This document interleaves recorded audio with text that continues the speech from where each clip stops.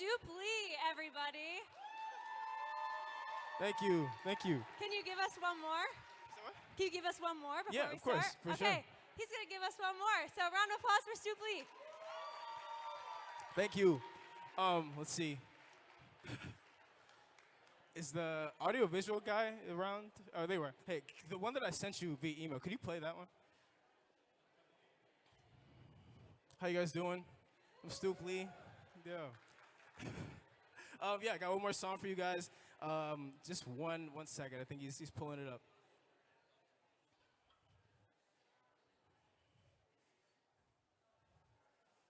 Any second now, I'm sure.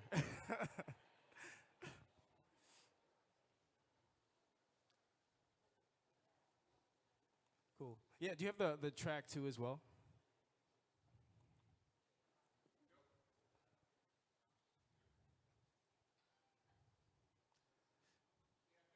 No, that's all right. I'll play a different one. All good. We can adapt.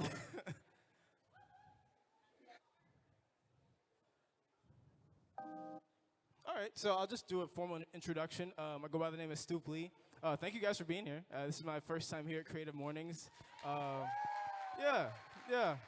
Um, yeah, it means a lot that you guys are here. And now that I have your attention, I'm going to perform a song. Let's see. Good evening, ladies and gentlemen. It's your boy. Yeah, and feel free to Okay. move around or Feel very do whatever the special. spirit leads you to do. Special tape.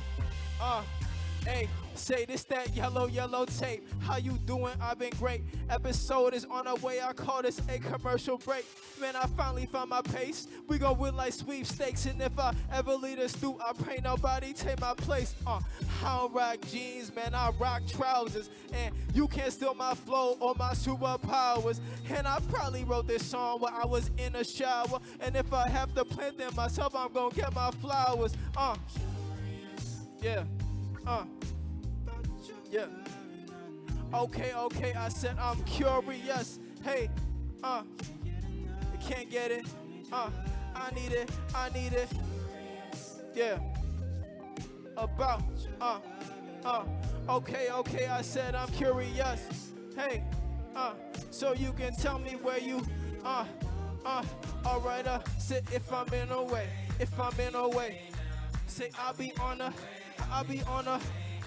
say if I'm in a way, say I'll be on a, I said that is you is, or is you ain't, say my love is gone, and I'm running late, and I will never run away, or said I'll leave you, okay, it's straight from the top, baby. I said it's either is you is or you not, baby. And now we riding in a whip, going about 80. I said it is what it is. It's the stoop and the kids. Yeah. About yo. Okay. I said I'm curious. Hey. Can't get it. I need it. Curious. Hey. Said about yo. Okay, I said I'm curious. So you can tell me where you, alright, if I'm in a way, say I'll be on a, say if I'm in a, say I'll be on a way, said, yeah, said, give me your time and I'll get you on. I said, I don't know, what you want. I said, give me your time and I'll make you I said, I don't know, hey, what you want. Give me your time and I'll get you don't know, hey, what you want. I said, give me your time and I'll make you Thank you. Amazing. Stoop Lee, everybody. What a freaking Thank treat. you. Thank you so much. What's up, Creative Mornings? Are you kidding me? Do you know if you are in this room right now, you're a part of history because this is the largest Creative Mornings Detroit gathering ever in the history of Creative Mornings Detroit. So thank you for being a part of it. And while I'm not someone that necessarily thinks bigger is always better or, it's all about the numbers, what makes this so meaningful to me is because that means what we're doing is resonating, and it's something that we need. And so when I look in this room, I see a room of not just, people, a lot of people. I see a group of talented people and a group of people who have so many unique things to bring to the table. And when you are in this room together, these are just a touch base point. Like, these are cool, but it's what happens outside of these gatherings that matter. So my ultimate goal, I know I say it all the time, is that you meet someone, even if you just say hi, you grab a coffee, you grab a Zoom call, and you connect further afterwards. Oop, I lost my mic. Am I back? Am I back? I'm not gonna, there we go. Thank you, Eric. Eric, everybody, who's right, you'll hear from him in a little bit. He makes it happen. So, intro's out of the way. I want us to stand up. If this is your first Creative Mornings Detroit ever, stand up. Let's see who's in the room. Oh my gosh, welcome. Thank you for being here. You are welcome forever now. Stand up if you are here today hoping to meet someone new who inspires you. Is that part of your reason that you came? I can imagine a lot of people. I love it. There's gonna be a lot of maintaining standing. Stand up if you are a Creative Mornings sponsor. Let's see sponsors. We got Eric, we got Back Talk in the room, Cafe Noir back there, a whole list. I'll show you the list. Thank you. This is all done in kind, everybody. Like, this is through the generosity of so many people, so thank you. Stand up if you consider yourself a creative, even if you don't have creative in your job title. Cool. Yeah, creative is such a broad word, so I love that. Cool, have a seat. Ooh, vulnerable one. Stand up if you've ever had imposter syndrome in your creativity. Wow. I hope that's like a little bit of a healing balm to all of us, that when you're feeling that imposter syndrome, a lot of people are, and we all gotta do work around that. Stand up if you've ever made something you are incredibly proud of. Let's go. Amazing. And I'm gonna share later some opportunities for you to share that. Stand up if you're someone who is seeking new work opportunities. We did this one last time, and it's really interesting to see. Cool. Now switch. Stand up if you're looking to hire or need a collaborator. Okay? Remember these faces? Remember these faces? And if you're standing, if you at some point can go to the front registration desk and share with them what that opportunity is, we will take that and share it out with our community. So thank you so much. And lastly, stand up if being here today was exactly what you needed. I know I did. What a freaking week. Amazing. Have a seat. So I already kind of alluded to an opportunity to share the work that is going on. So we've partnered, with The List Detroit. I say I because Vanessa is a dear friend. Stand up, Vanessa. Of The List Detroit, which is a weekly newsletter that comes out every Monday to share the opportunities, the networking opportunities and events happening around the city, in and around the city of Detroit. And so once a month, the first Wednesday of every month, we are sharing something called Features and Opportunities. And we have a form. It's your opportunity to share one, work that you are doing. So featuring, maybe you worked on a cool campaign, maybe a new piece, whatever it is, we want people to know what you're doing. And then opportunities. So that could be an event. It could be that you're hiring someone across the board. So we sent out the first one last month, had some wonderful submissions, and have some more coming out.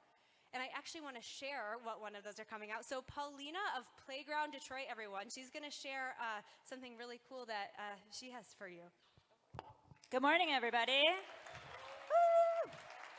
Thank you, Taylor, for your support and putting this amazing morning together for everybody. I really appreciate the quick opportunity to share something that I'm working on with my company called Playground Detroit. We are an art gallery located on Gratiot Avenue, just outside of Eastern Market. We've been open since 2017, so we're going on 8 years in November, which very excited to celebrate. And right now, I think we've had a lot of opportunities to work with creatives, artists, give them opportunities, show their work, present their solo exhibitions.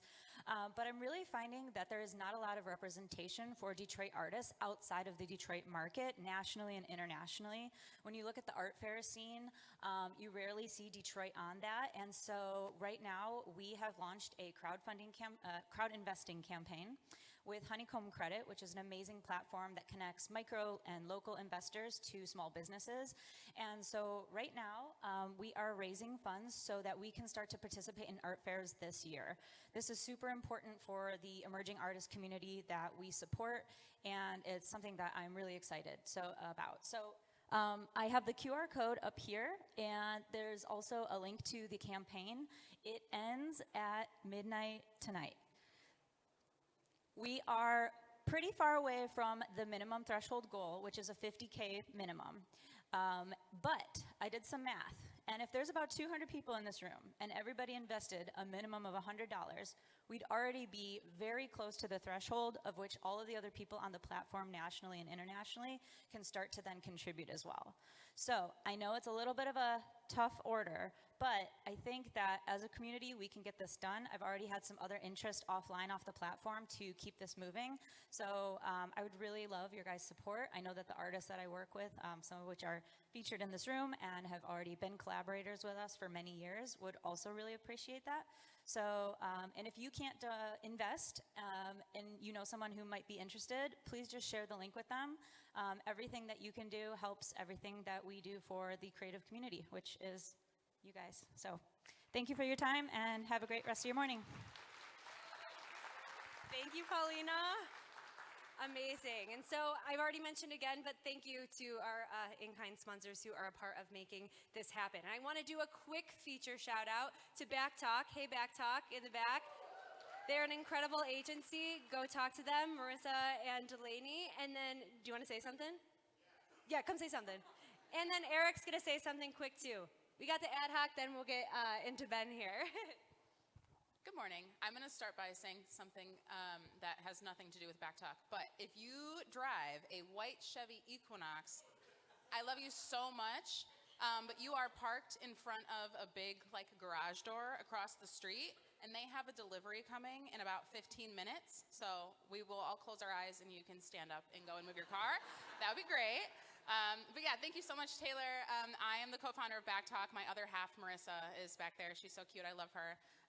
But we are a small business branding and marketing practice based over in Eastern Market. So if that is you or somebody else you know, please reach out to us. We'd love to help. And Eric, I need you to say something about yourself too, because Eric has made some amazing moves lately. I'm going to grab this since I didn't turn on my own mic. But yeah, I want to say thank you all for being here a year and a half ago when we started meeting and dreaming up this. We were dreaming about days like this, and we were dreaming about all of you being in this room and together and having the energy here. So it's really beautiful to see. So wanted to say thank you. I've met a lot of you, and a lot of you know me from my previous role, where I was a director of operations and a designer at an architectural and signage company. As of this month, and thanks to a few of y'all in this room who have given me the nudge, I am now a solopreneur, entrepreneur. And so our team, we've been making a lot of events happen, including this. Later today, I think 4 of us from this room are on an event in the city, a big kind of corporate event thing. We also, I know Alan and I think maybe one other from this room are going down to Ohio today, where we're putting on 2 events. We've got a large event next week. Anyway, I would love to talk with you about how to have your dream for your event come to life. And also, if you have a space and you want to want to see AVL grow to the next level, I would love to talk to you. Or I'd just love to hang out and have coffee, since now I have time to do so. So I wanted to say thank you, and specifically, I'm going to try to catch each of you that have been impactful to me and actually taken this leap. So thanks. Thank you. And of course, for more community updates, you know where to follow us. If you're in this room, you're already following us. One more ask, we're looking for more partners and more sponsors to continue to pull off this thing to the way that we really want to, looking for some financial sponsors and partners. So you know where to find me, or email us if that is something that interests you and your company. And already want to invite you to next month, March 21st. We'll be talking on the theme of parallel. And also, Taylor Childs, are you in the room? Where's she at? She's right here. You know Taylor? Her work is up. If you were here last month, you saw it, and her work is for sale. Y'all, this is an opportunity to put our money where our mouth is and to put local Detroit artists' work in our homes, in our businesses, in our spaces. So please, let's clear the walls today and really try to get her work into our spaces. So Taylor, thank you so much for your contribution, and thank you to Art Club for facilitating having her work and continue to have more artists' work in the space. And thank you again to Stoop for your amazing performance. It is time. Without further ado, I'm not even going to do a full intro. You're going to learn so much about him. Ben Avey of Carhartt, everybody. That's what you're here for. This is you. Thank you. Sorry, I gotta get my water going.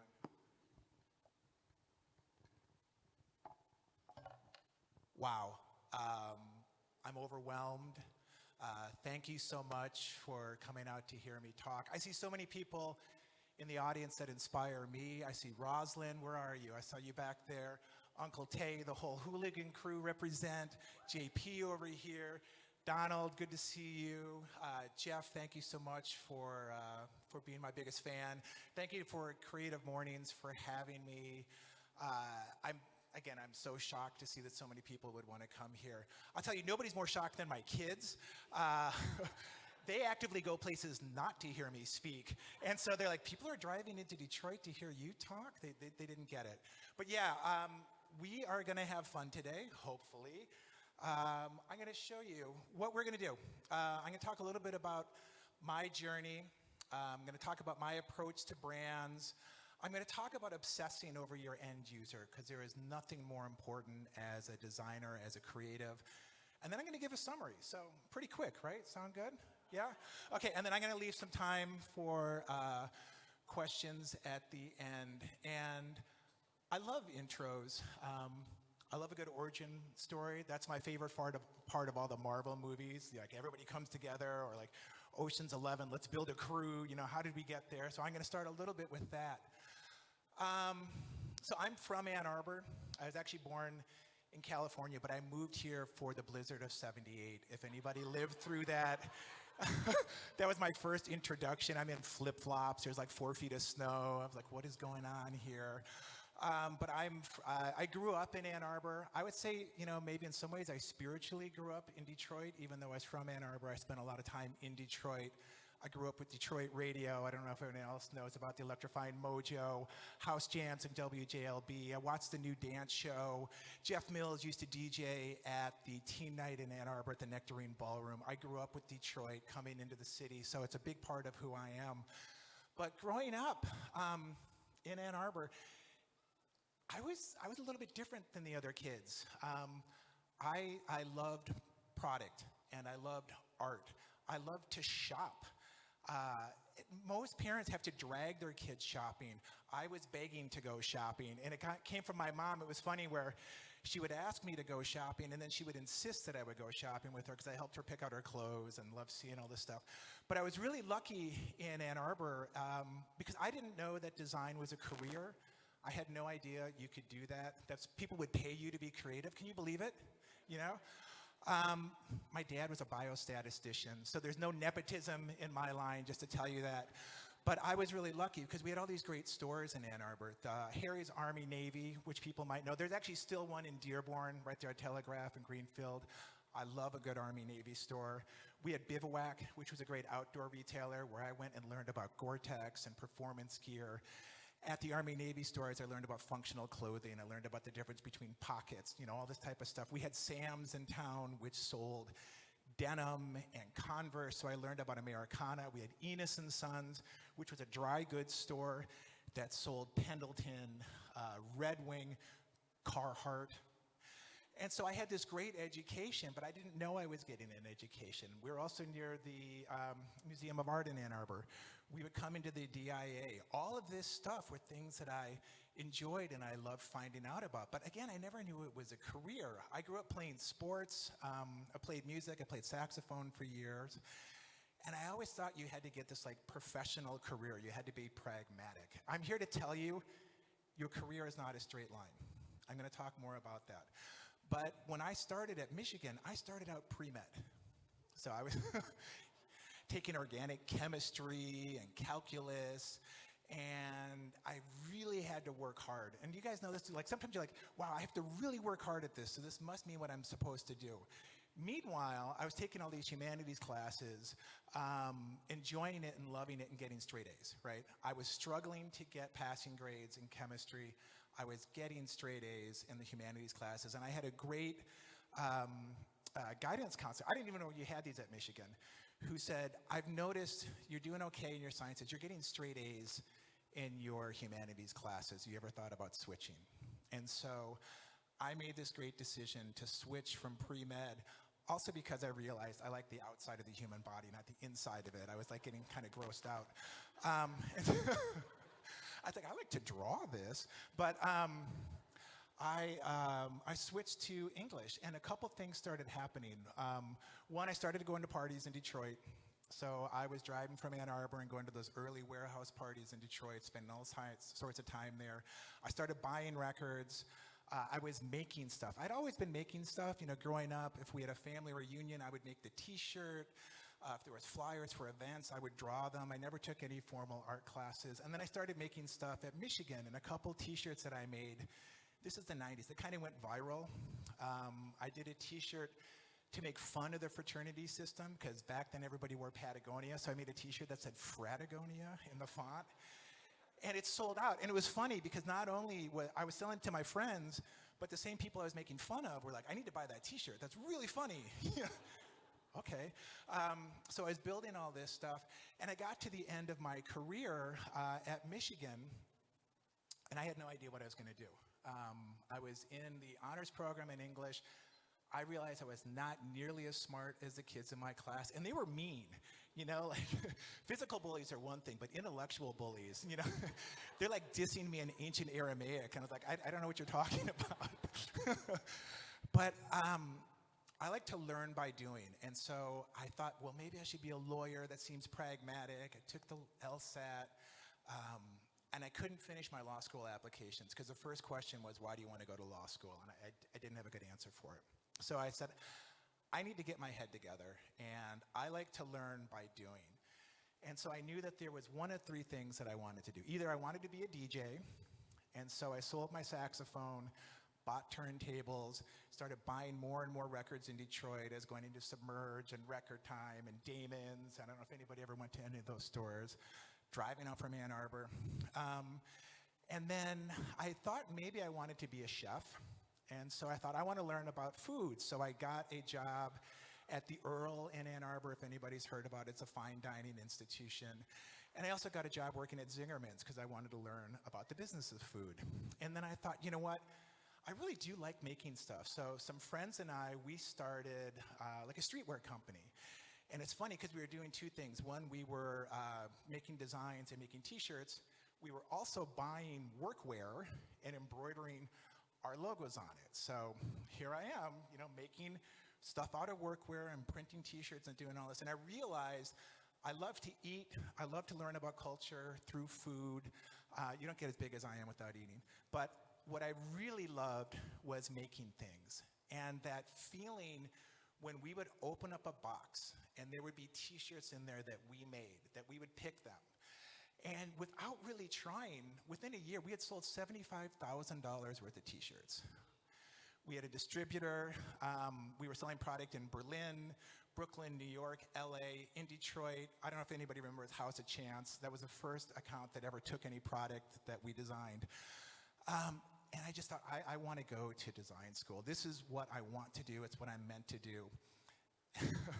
And I went and told my parents. I said, I'm thinking about going to design school, and not just design school, apparel design school, and not just apparel design school, but apparel design school in New York. And my parents thought it was so ridiculous. And I still remember my mom, she looked at me, she goes, yeah, right. And if you get in, I'm paying for it. I was like, oh, really? So, I mean, again, I'd never taken formal art classes, so I had to put together a portfolio. You had to do a collection. My background's in literature, so I picked Nuclear Winter. I did this whole thing around dystopia. all of the models were kids from children's books. So I had the Little Prince, Ramona Quimby, all these people, and it was a moment. You had to do a self-portrait. I did one of myself as the boy wonder, and then you had to do a perspective drawing, and I did it from the hosting stand at the Earl, where I did the perspective drawing out of torn paper taken from the menus in the restaurant, right? Somehow I got in, and I was telling this to Jeff last night. I loaded up all my stuff. I was supposed to get a moving van. The only thing on the lot was a 35-foot long truck. So I got a 35-foot long truck. You know, I had to put my stuff in the front, you know, make sure that it didn't move anywhere. And I drove to Manhattan. And the next day I started school at Parsons, School of Design in New York City, and learned ancient couture techniques. I'll show you some of that stuff later.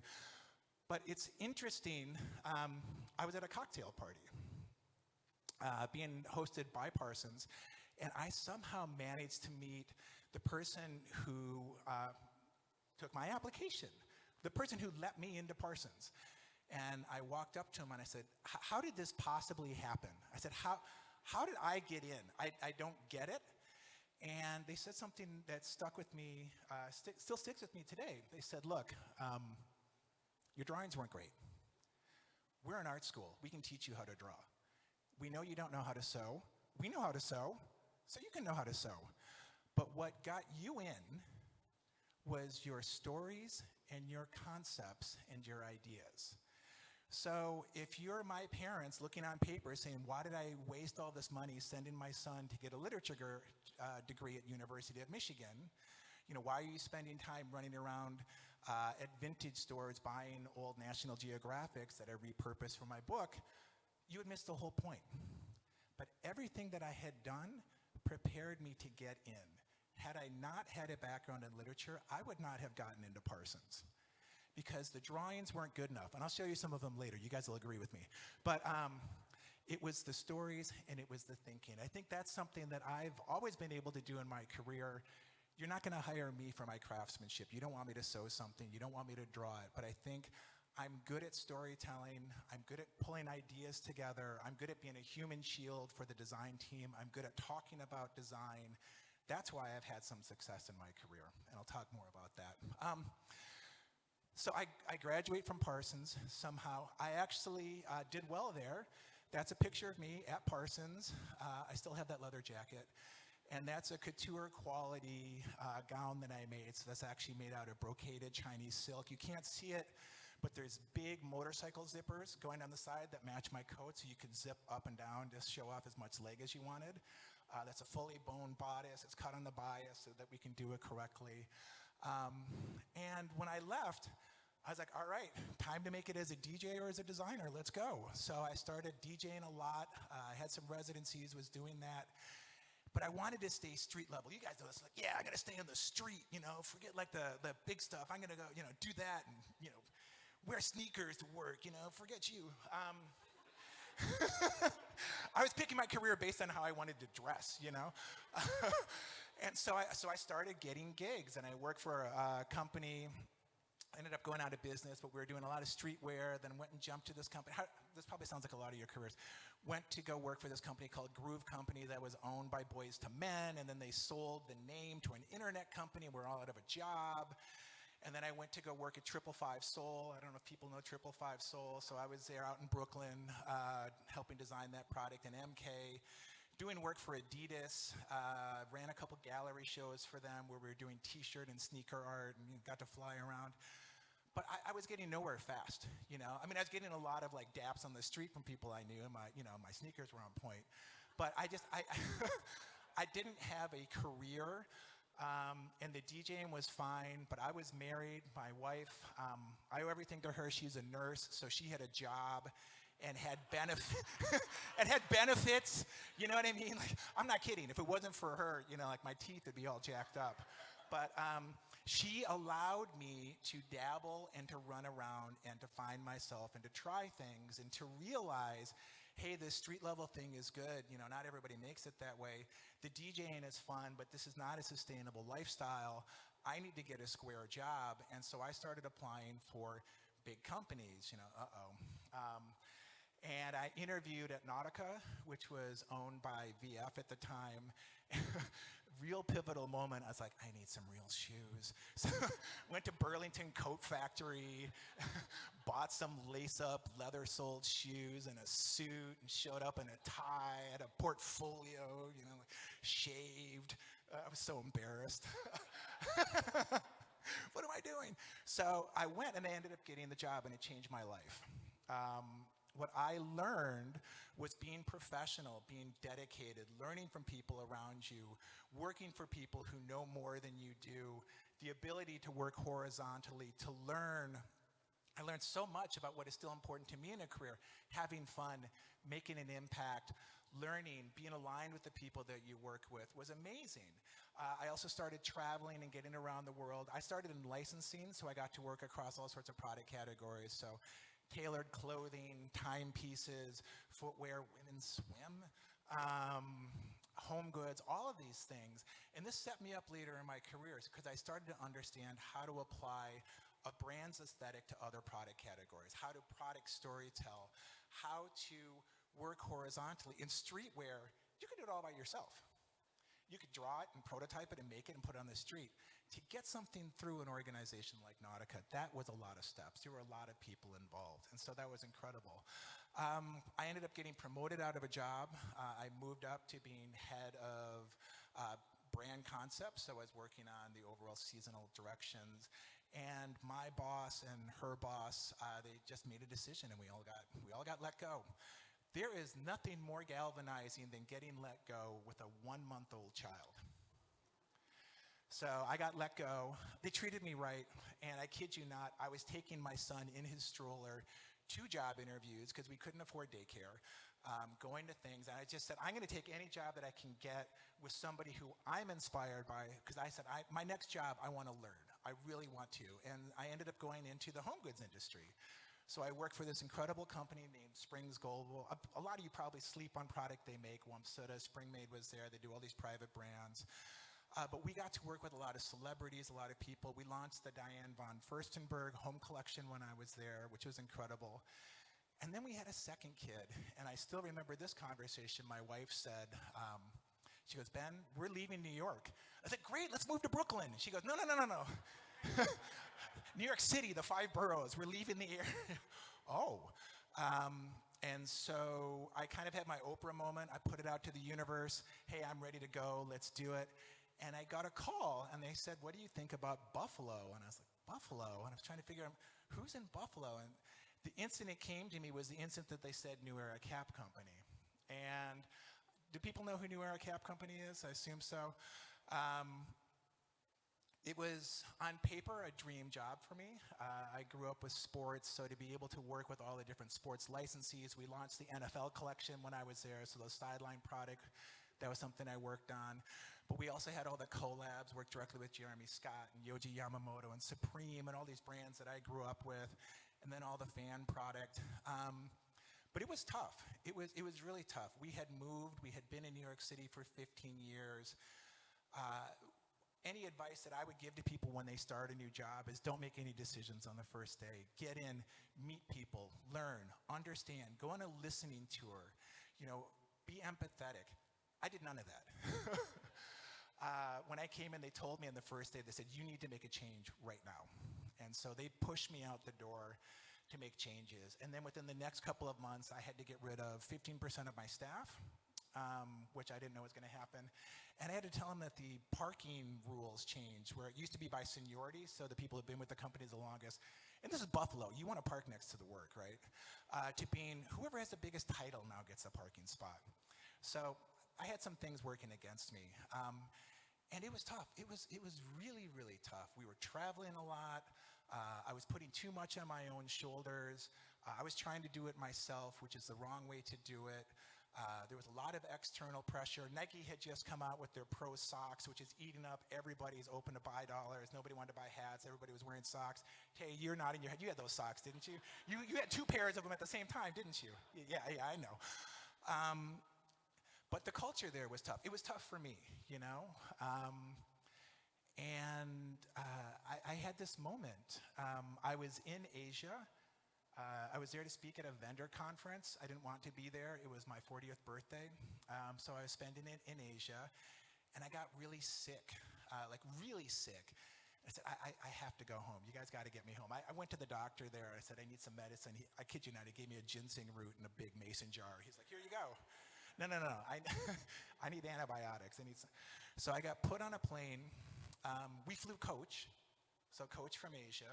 I know, poor guy. But I mean, it was multiple times a year. But because I had to switch my flight, I had a middle seat. And I was between two women. Each had a baby. So there was 5 of us in 3 seats. The baby puked on me. The other one's crying. And I remember thinking to myself, I need to change my life. I have to change.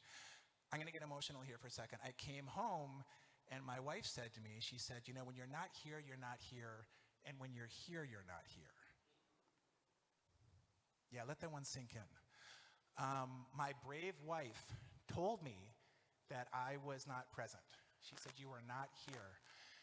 And I thought I was going to have a nervous breakdown.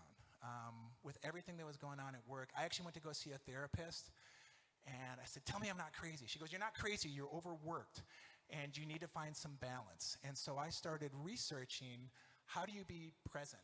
How do you listen better? How can you be awake?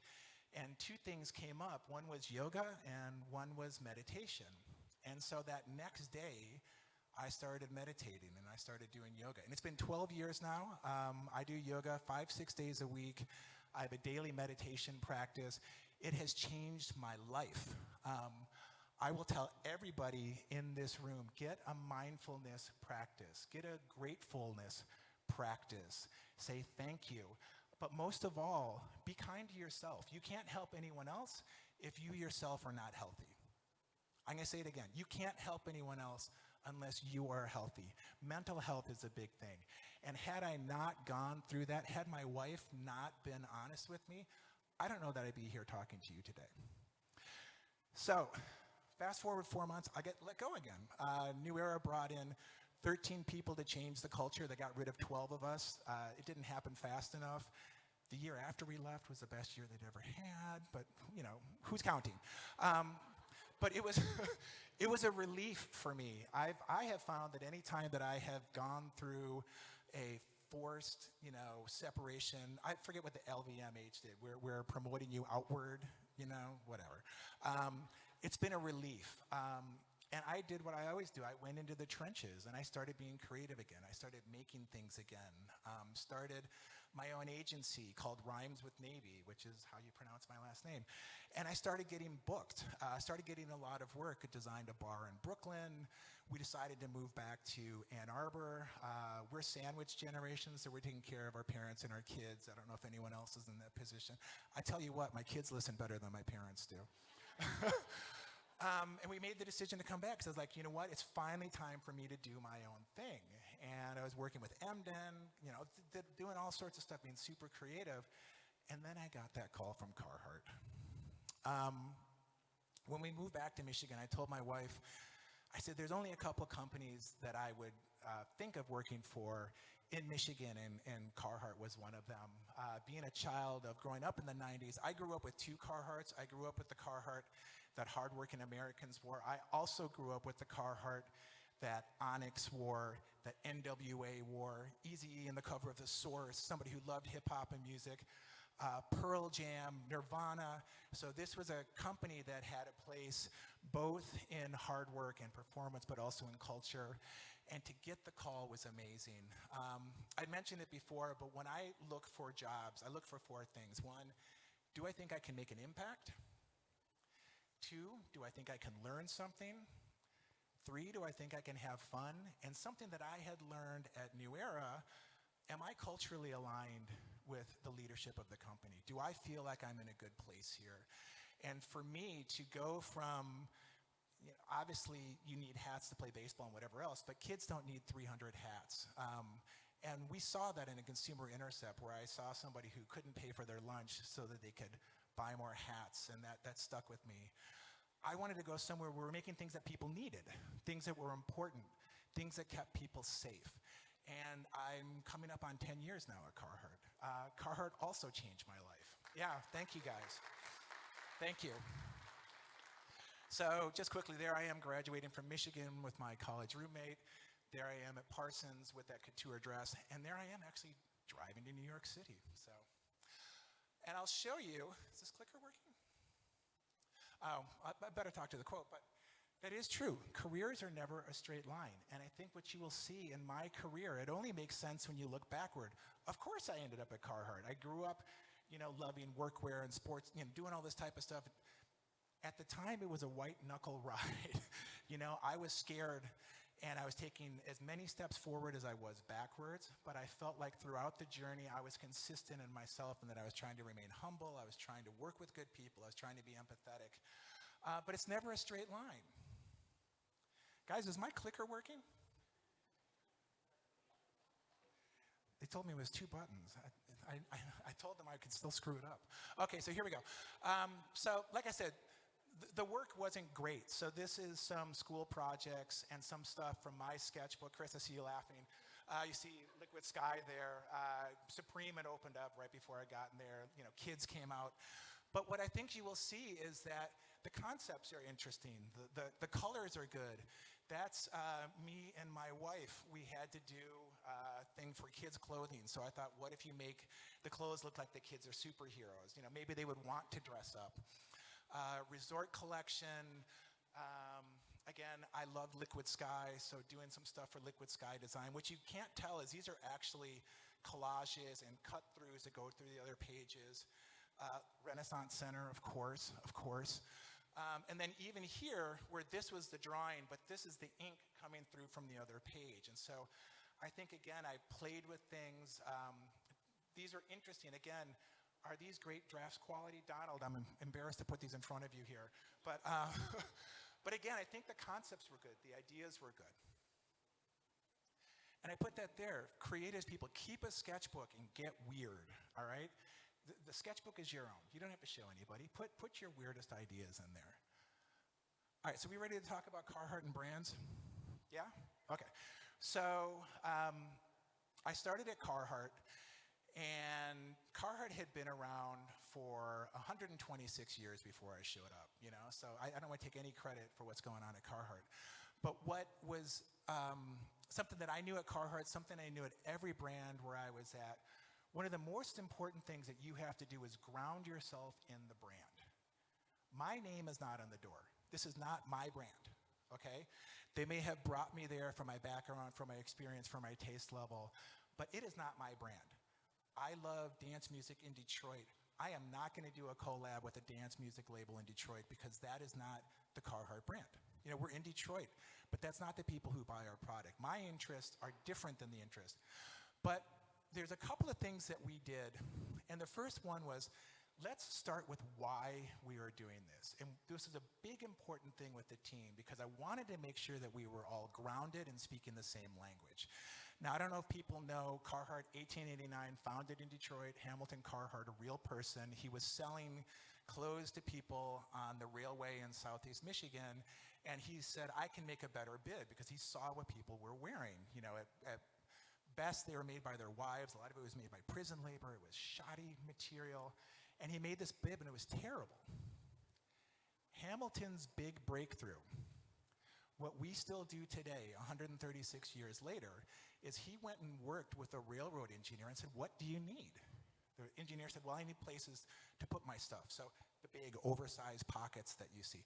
I need to be able to move. There was no spandex back then. It was heavy, rigid fabric. So he made the product oversized. So they engineered movement.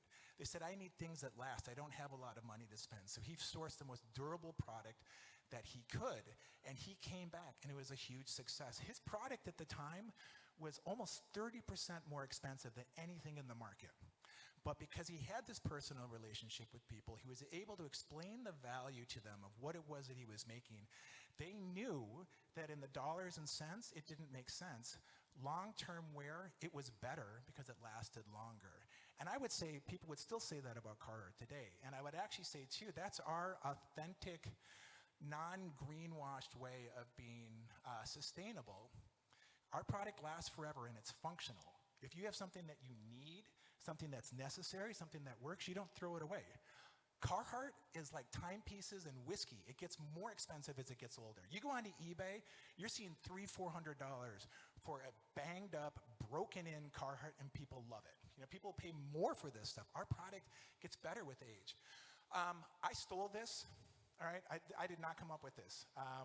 It galvanized thinking I already had. I don't know if anybody's ever heard of Simon Sinek, his great book, Start With Why, the second most watched TEDx talk ever behind Vine.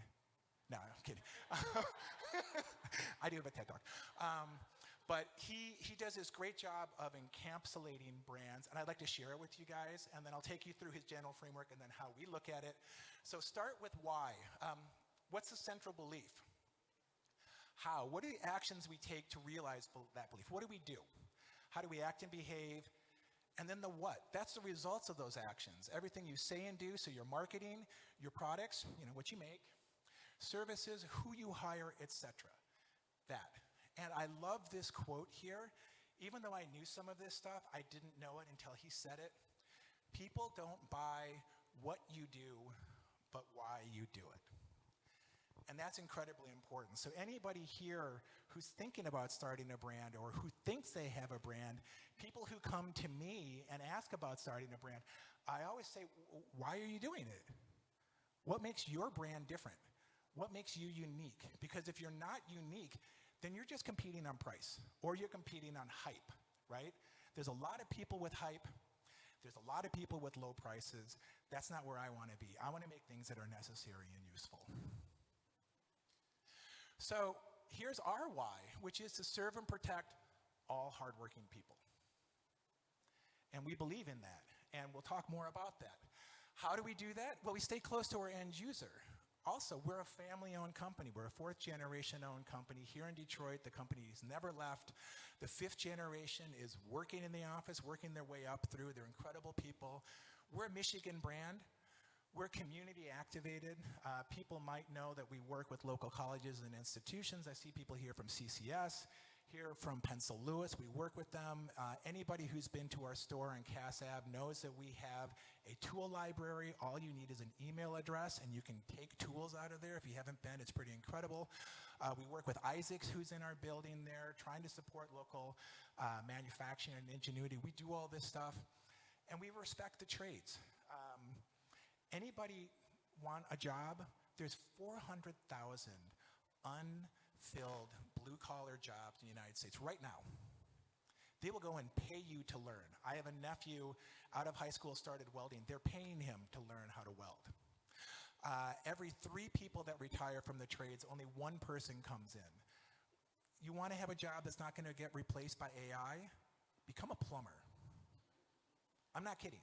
You know, these are recession-proof jobs. These are things that are important, and we believe in it because Hamilton believed in it.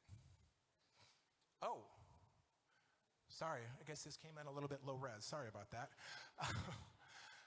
I should have checked it on the big screen. So one of the other things that we did when I started was we worked on our product DNA, and I'll say them to you even if you can't see them here. What are the 5 things that everything that Carhartt makes has to exhibit? We wanted to make sure that the team had a language to talk about. We wanted to make sure that we're on the same page, that when marketing that got built out, when this thing came out, everybody was on the same page. And we had the 5 attributes. So we had authentic. We're a 136-year-old brand. Everything we make is authentic. Functional. Functional is first. Everything that we make has to be functional. I like to think of our product as a way to help people solve issues that they have in their day-to-day. How do we keep them warm? How do we keep them safe? How do we keep them in their career longer so that they can support their family?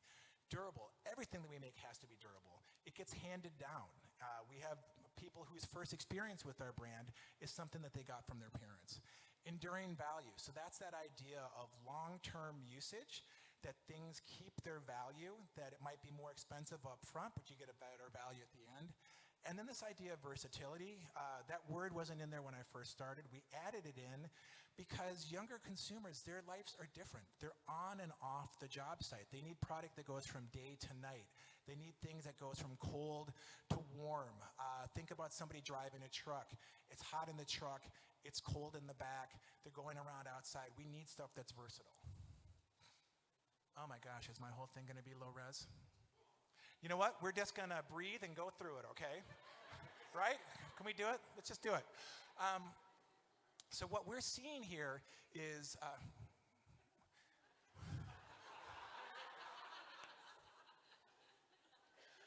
this is my fault for not looking at a big screen. But what you're seeing here are job site visits. And what the Carhartt team does, not every single person, but we go on 2 to 3 dozen job site visits every year, because empathy is incredibly important for us to make sure that we understand and know our end consumer. So we spend time with them.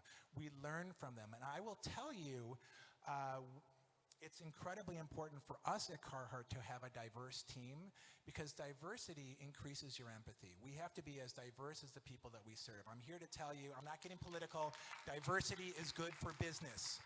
All right, it increases your empathy, your ability to design product. And so our team is incredibly diverse because that allows us to understand the people who we serve and who we work with. I think I got the 5-minute note, so I'm gonna rush through a couple of these things. Oh my gosh, the whole thing. But what I was talking about here, and these are some hilarious memes, just trust me on this. And here are some celebrities who would not picture wearing our product. But my point here is, what do you do when your brand becomes a trend? We know workwear is a trend. You don't have to tell me, okay? You also don't have to send me these memes. Everybody sends them to me. But what did we do? And we like, brands love the idea sometimes. They like blowing up and getting all this. But what it told us was that we have to lead even more with functionality. We have to double down on it. We have to prove to people that we are not a trendy company. We are here to make products and services and things that people need. So we got even more functional. And what happens when you have 2 brands? So what you'll see here is Carhartt and Carhartt Work in Progress. Carhartt Work in Progress, Carhartt. So it's an overseas team who does the design work. They're part of my responsibilities ultimately, but we get out of their way. We love Carhartt Work in Progress because it gives our brand breadth. If we make product for hardworking people on rugged job sites, they make product for hardworking creatives in their environments. So artists and DJs, musicians, skateboarders. We love that. We love the fact that our brand has breadth. But what you cannot quite tell here is that our product has gotten very similar because they know that it's a trend and they build off of it. And so what we have been doing is building down even more in our functional products. So what you're actually seeing here, or should see, is somebody in jeans and a flannel. So with our marketing, we're pushing even harder into this idea of traditional work to remind people that we are not a trend brand. Look, I know that craft bartenders in Brooklyn wear our aprons, but that's not who we're building our product for. I don't know, we're having all kinds of AV problems here. Do I have more slides? If not, I can,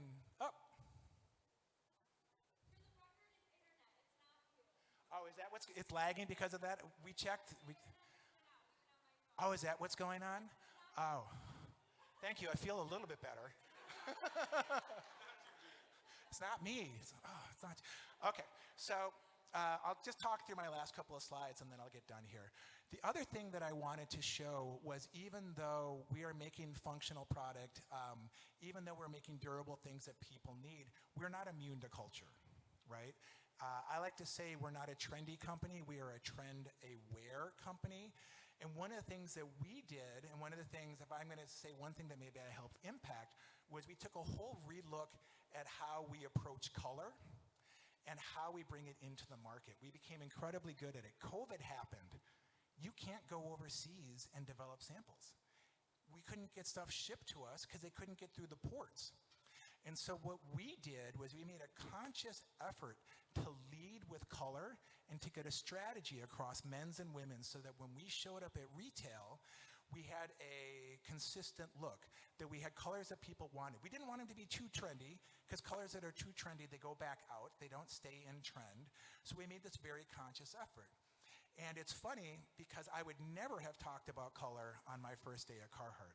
I talked about it at my 6th year at Carhartt, because at that point people knew that we had the functionality, we had that background, and we made the switch to color. Color is now one of the #1 drivers in our entire brand. And so if people are asking, especially creative people, how do you show that creativity is strategic? How do you show the value of what you do? Well, we learned a good lesson. We told everybody we are going to make color a big deal. We're going to lead with it. We did an install. We painted all of these items the same color so that we could show what it looked like. We had this great install, and we said color is important to us now. And then it started checking, and it checking again. The first color that checked for us, believe it or not, and this is where product and marketing overlapped, was a pink color. And I said, we can't call it pink. Let's call it brick dust. So we called it brick dust. Nobody wanted it. We put it on the website. It sold out in 72 hours. And all of a sudden, colors were a thing. And non-traditional colors for men. You know, these ideas of neutrals became incredibly important to us. So again, once we knew who we were building for, once we knew our consumer, once we knew who our product was, then we started to veer past it. There was a whole incredible thing about our step into three-dimensional design and moving out of Adobe Creative Suite, super nerdy stuff. I'll skip that for you guys. All right, so the big summation, right? There's a couple things that I hope you guys will take away from me, a couple things that have been helpful for me in my career. Number one, lead with empathy. You have to. If you're going to be a good designer, you have to have empathy for the people that you're building your product for. You have to understand the marketplace. If you're going to be a good leader, you have to have empathy for your team. If you're going to be a good cross-functional worker, you have to have empathy for everybody who you're working with. There's nothing more important to me than empathy in working. Another one, have fun. We're creatives, you know what I mean? We're not the finance bros. We're not those other people. You're creative. You should be having fun. Draw caricatures of people in the decks next to you. Have costume competitions. You know, do these things. Create fun design challenges for your team. Because if you lead a creative team, it's your job to make a creative medium in which breakthroughs can happen. And you do that by having fun. The last thing I'd like to leave you with is just this idea of don't sweat the small stuff. It's all small stuff, all right? You have to have a mindfulness practice. You have to be present. You have to be resilient, especially during turbulent times. Mental health matters. You're no good to anybody if you're not yourself and if you're not present. All right, thank you everybody for your time. I appreciate you. Do we have time for some questions? No? Oh, okay. Yeah, I don't have anywhere to be for like the next half an hour, 40 minutes. I'm happy to stick around if people want to connect. Oh, the other thing I didn't put up there, find me on LinkedIn. I'll accept invitations from anybody. I'm on Instagram if you want to look for me. If you want to hear my recent DJ mixes, just find me on Mixcloud. They're there, all right? Yes, come hear some local Detroit electro. I'm there for you, and some house. Let's do it. All right, thanks again, everybody. I appreciate you, and I appreciate your time. Thank you, Ben. Guys, right? Amazing. Thank you so much for sharing. I had some time with Ben yesterday, and how I experienced Ben, you're just like a pure soul. Like, you're wonderful. So thank you for sharing your wisdom with us. So wonderful. And thank you all for being here and bearing with our internet issues and all the things, but we're so in it together. If you want to keep hanging out, please go to Cafe Noir. Cafe Noir is our coffee sponsor. That's where the after party is. So take your coffee conversations, book those coffee dates with one another from this point out, and then I'll see you on March 21st next month, right in the same place. Have a great weekend.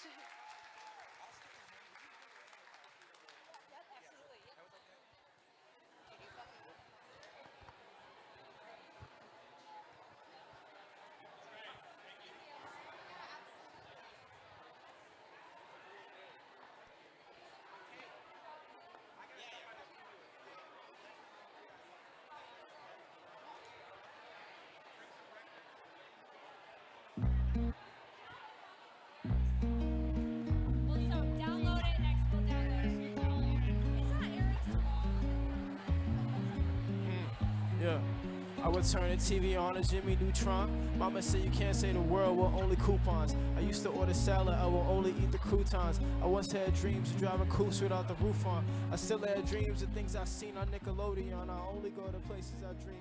only dream of the faces of all the people I've seen.